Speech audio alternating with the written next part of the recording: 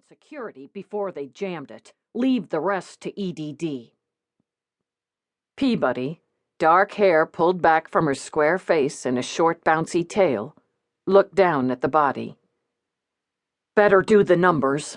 Confirm his ID. On that, Eve said, and Peabody blinked again. Really? You're primary. Long legs braced, Eve read off the screen of her PPC. Lowe, Brewster, a.k.a. Skid. Caucasian, age 23. No current address. Last known on Avenue B, his mother's place. Got a sheet and an unsealed juvie record. Illegals possession, malicious mischief, shoplifting, destruction of private property, vehicle boosting, blah blah. Cross-reference for done. You're not the only one who can work one of these things, Eve reminded her.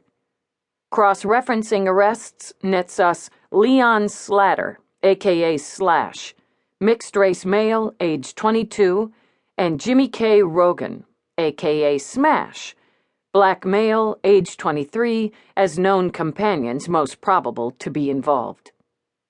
That's really good. Addresses? Slatter's got one, on West 4th. Excellent. Officer, take the data from the lieutenant. I want these 3 individuals picked up. My partner and I will aid in the search when we're done here, but let's get this going.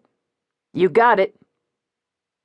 Eve took another look around at the useless destruction. They'd run a nice place from what she could see.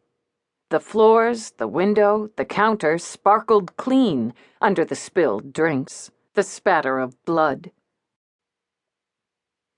50 years, she thought, running a business, providing a service, living a life, until a trio of fuckheads decide to destroy it for a bunch of candy bars and soy chips. After a dozen years as a cop, nothing human beings did to other human beings surprised her. But the waste and carelessness of it still pissed her off. The summer of 2060 had been a scorcher, and that didn't appear to be changing any time soon. She stood in the heat, shoved a hand through her short crop of brown hair, wishing for a breeze. She had to check the impulse a couple of times to move Peabody along, to direct, to order. Thorough was good, she reminded herself.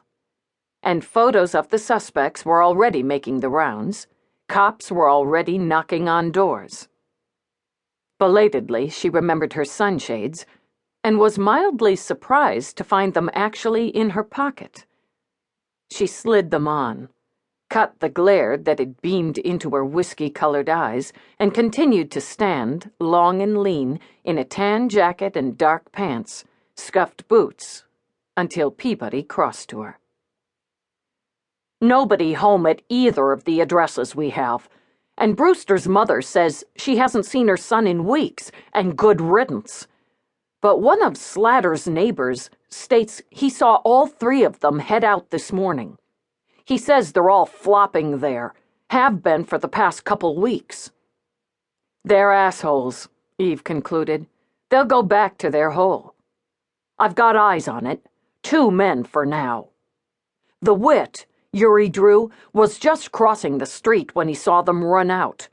Recognized Brewster because they'd had a couple run-ins during pickup basketball games at some hoops not far from here, and he'd been in the store once when our Vic ran them off.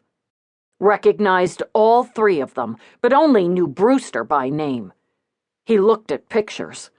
I brought a sample up on my PPC, and he picked all 3 of them, no hesitation, out of the mix. He'll not only testify against them, he's eager to.